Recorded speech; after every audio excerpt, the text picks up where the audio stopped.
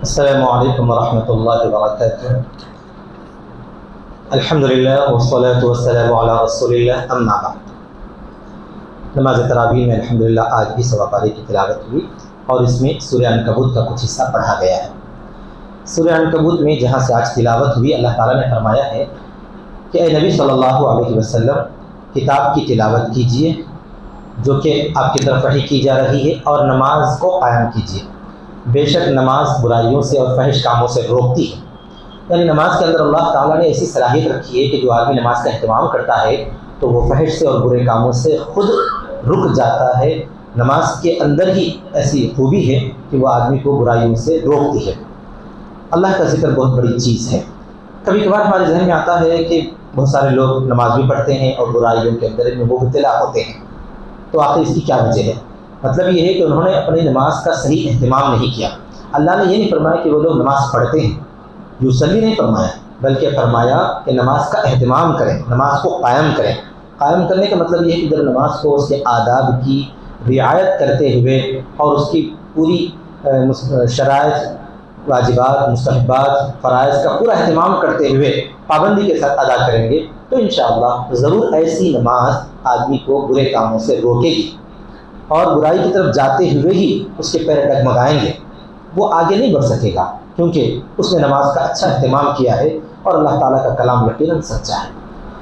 پھر اس کے بعد اسی سورے میں آگے اللہ تعالیٰ نے فرمایا کہ دیکھیے، انسان روزی روٹی حاصل کرنے کی اتنی محنت کرتا ہے، اتنی جدوجہد کرتا ہے، پھر بھی اس کو اتنی ہی ملتی ہے جتنے کہ اس کے لیے مقدر ہے۔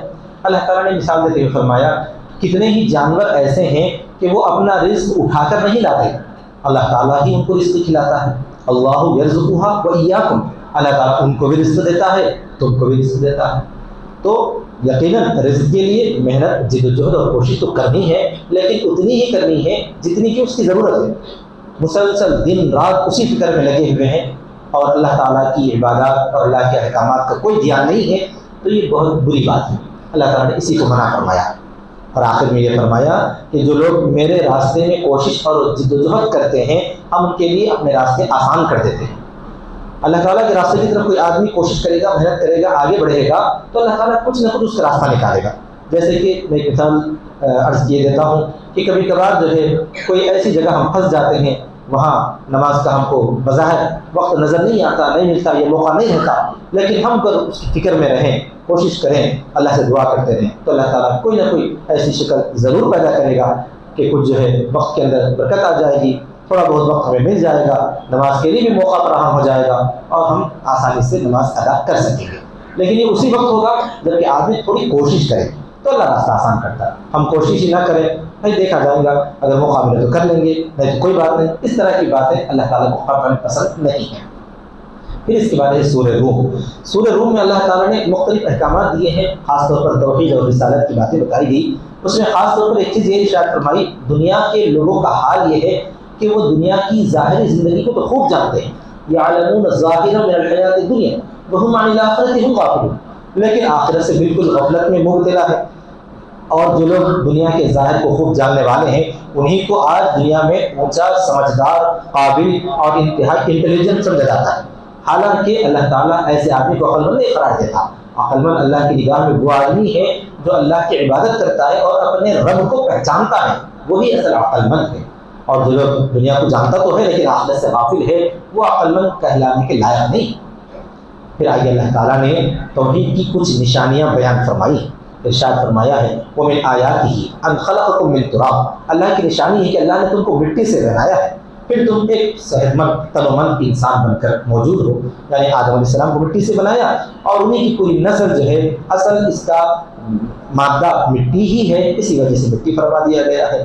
پھر فرمایا کہ اسی کی نشانیوں میں سے یہ ہے کہ ان خلقکم من نفس واحدہ ثم جعل منها زوجها، کہ اللہ تعالیٰ نے تم کو ایک جان سے پیدا کیا ہے، پھر اس سے ان کے جوڑے کو بنایا، اسی طرح تمام انسانوں کو جوڑے جوڑے بنایا ہے اور تمہارے درمیان آپس میں محبت ڈال دی ہے۔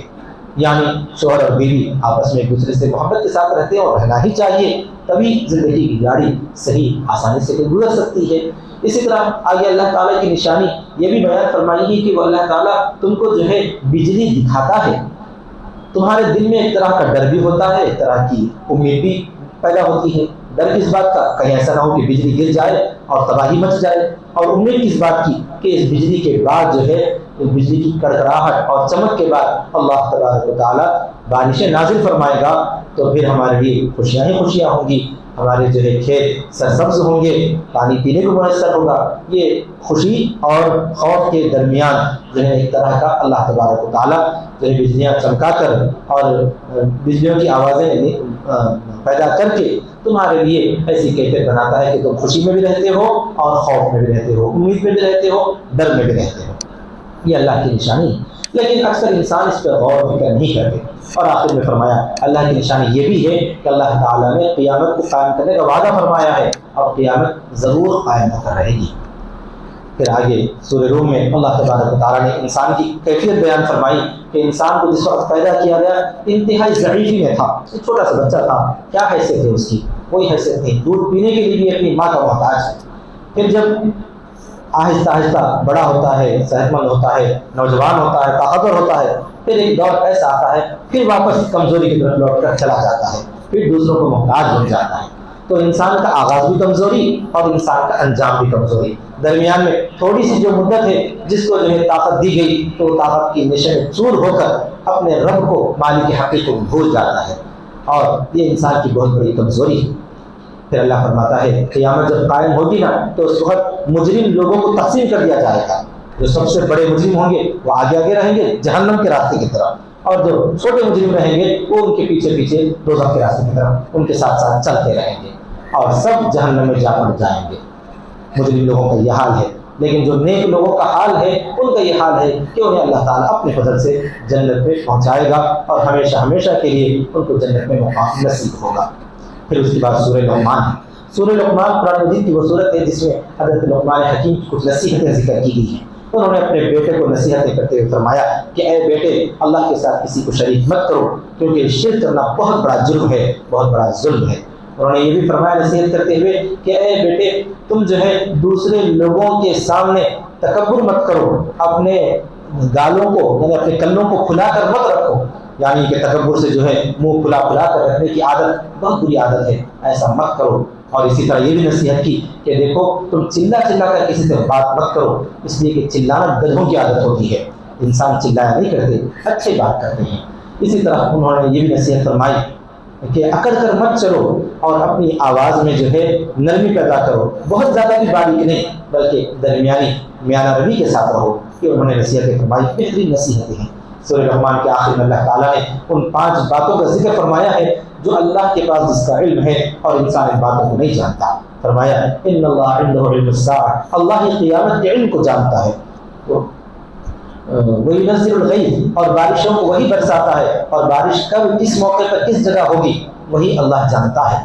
اب دنیا والے صرف بادلوں کے اٹھنے کو دیکھ کر بارش کا اندازہ لگاتے ہیں، تو یہ صرف آلات کے ذریعے اور بادل اٹھنے کے بعد اندازہ لگاتے ہیں۔ اللہ تعالیٰ کو پہلے سے پتا ہے بادل جب جو ہے سمندر میں جھاگ کی شکل میں رہتا ہے، پانی کی شکل میں رہتا ہے، اسی وقت اللہ کو پتا ہے کہ بارش کب ہونے والی ہے، کہاں بارش کو برسانا چاہیے۔ وَيَعْلَمُ مَا فِي الْأَرْحَامِ، اور اللہ تعالیٰ یہ بھی جانتا ہے کہ ماں کے رحم میں کیا ہے، بچہ ہے یہ بچی یہ تو جانتا ہی ہے، لیکن اس بچے کی کیا کیفیت ہوگی، اس بچی کی کیا کیفیت ہوگی، آگے چل کر وہ نیک بنے گا بد بنے گا، یہ صرف اللہ جانتا ہے، اللہ کے علاوہ کوئی نہیں جانتا۔ اسی طرح اللہ تعالیٰ نے فرمایا وَمَا تَدْرِي نَفْسٌ مَاذَا تَكْسِبُ غَدًا، کہ کوئی نفس نہیں جانتا کہ کل وہ کیا کمائے گا۔ آج تک تھوڑی دیر کے بعد بھی کیا ہمارے ساتھ ہوگا کوئی نہیں جانتا، تو ظاہر سی بات ہے کل کے بارے میں ہم کیا جانتے ہیں کہ ہم کیا کر سکیں گے۔ امید رہتی، توقع رہتی ہے، روز کا جو نظام ہے، پروگرام ہے، روٹین ہے، اس حساب سے ہم کہہ سکتے ہیں کہ کل ہم آفس کو جائیں گے فلاں فلاں، لیکن یہ کوئی لازمی ضروری تھوڑی کہ کل کی حالت اس سوا اللہ کی کوئی نہیں جانتا۔ اور یہ بھی صرف اللہ جانتا ہے کہ کس سرزمین میں انسان کو موت آئے گی، موت کہاں اس کو ہوگی، وہ اللہ کے سوا کوئی نہیں جانتا۔ اللہ تعالیٰ نے ان باتوں کا ذکر کر کے فرمایا کہ انسان کو چاہیے کہ ایسے علیم اور خبیر پروردگار کی عبادت کرے۔ پھر اس کے بعد ہے سورہ سجدہ۔ سورہ سجدہ میں اللہ تبارک و تعالیٰ نے توحید رسالت اور آخرت کی باتیں بیان فرمائی ہیں۔ اسی میں یہ ارشاد فرمایا کہ ہم انسان کو ایک جو ہے بڑے عذاب سے پہلے قریبی عذاب چکھا دیتے ہیں، تاکہ وہ صحیح راستے کی طرف لوٹ کر آ جائے۔ یعنی دنیا میں کبھی کبھار انفرادی طور پر، اجتماعی طور پر اللہ تعالیٰ تکلیفیں انسان کو دیتے ہیں تاکہ اس کو احساس ہو کہ میں جو برائیوں اور غلطیوں میں مبتلا ہوں ان غلطیوں سے لوٹ آ جاؤں اور ان کو چھوڑ دوں۔ اگر وہ اس میں احساس میں مبتلا نہیں ہوتا تو یہ اس کے لیے عذاب ہے، آگے چل کر بڑے عذاب میں مبتلا کر دیا جائے گا۔ اللہ فرماتا ہے کہ تم بھی انتظار کرو، میں بھی انتظار کر رہا ہوں کہ کون اچھے انجام والا ہے، ایمان والے کہ کفر کرنے والے۔ ظاہر سی بات ہے ایمان والے انجام کے اعتبار سے اچھے مقام پر رہیں گے، اور کافر لوگ ہمیشہ ہمیشہ سزا میں، تکلیف میں اور عذاب میں مبتلا رہیں گے۔ پھر اس کے بعد سورہ احزاب۔ سورہ احزاب میں مختلف احکامات دیے گئے ہیں، خاص طور پر نبی صلی اللہ علیہ وسلم کو یہ فرمایا گیا ہے کہ نبی صلی اللہ علیہ وسلم مومنین سے ان کی جانوں سے زیادہ قریب ہیں، یعنی ہمارا اپنی جان پر اتنا حق نہیں ہے جتنا کہ نبی اکرم صلی اللہ علیہ وسلم کا حق ہے۔ اور اس کے ساتھ ساتھ یہ بھی فرمایا کہ نبی صلی اللہ علیہ وسلم کی ازواج مومنین کی مائیں ہیں، مائیں ہونے کا تقاضا ہی ہے کہ نبی صلی اللہ علیہ وسلم کی وفات کے بعد بھی کسی زوج محترمہ کو کسی اور شخص سے نکاح کرنے کی کوئی اجازت نہیں دی گئی، کیونکہ ماں ہونے کے ناطے کوئی اس سے نکاح کر ہی نہیں سکتا۔ لیکن اس کے باوجود پردے کے احکام میں باقی رکھا گیا ہے۔ چنانچہ فرمایا گیا کہ اے نبی کی بیویوں، تم جو ہے عام عورتوں کی طرح نہیں ہو، تم جو ہے بہت ہی نرمی سے بات مت کرو، انتہائی سخت کلام اور ترش انداز میں بات کرو، تاکہ کسی آدمی کے دل میں تمہارے تعلق سے کوئی غلط خیالات پیدا نہ ہو۔ کتنا عجیب حکم ہے دیکھیے، جبکہ اللہ تعالیٰ فرمایا کہ وہ مومنین کی مائیں ہیں، اس کے باوجود فرمایا جا رہا ہے کہ نبی صلی اللہ علیہ وسلم کے ازواج مطہرات جو ہے پردے وغیرہ کا اہتمام کریں اور انتہائی سختی سے بات کریں۔ جس طرح نبی صلی اللہ علیہ وسلم کے ازواج مطہرات کو سختی سے بات کرنے کا حکم ہے، اسی طرح ہر خاتون کو، جو بھی مسلمان خاتون نیک اور دیندار خاتون ہے، اس کو چاہیے کہ وہ جب کسی غیر مرد سے انتہائی مجبوری کی وقت میں بات کرنے کی ضرورت محسوس کرے تو بھی تلخ لہجے میں، ترش انداز میں بات کرے، تاکہ اس کے دل میں کوئی نفرت نہ ہو۔ سننے والا اگر دل میں غلط خیال پیدا بھی کر لے تو وہ سمجھ لے کہ یہ کتنی خطرناک عورت ہے اور کیسے غلط انداز میں سے گفتگو کر رہی ہے، یہ کہتے ہوئے آئندہ سے بات کرنے کی ہمت بھی نہ کرے۔ تو اس طرح پر تلخ انداز میں بات کرنے کا اللہ تعالیٰ نے خواتین کو حکم دیا ہے، یعنی کہ اپنے شوہروں کے ساتھ نہیں، اپنے محرم کے ساتھ نہیں، بلکہ غیر مرد کے ساتھ، جن سے جو ہے وہ جو ہے جن کو نامحرم کہا جاتا ہے۔ ہاں، اپنے والدین، والد کے ساتھ، محرم کے ساتھ، خاص طور پر اپنے شوہر کے ساتھ انتہائی نرم لہجے میں گفتگو کرنے کا حکم دیا گیا ہے۔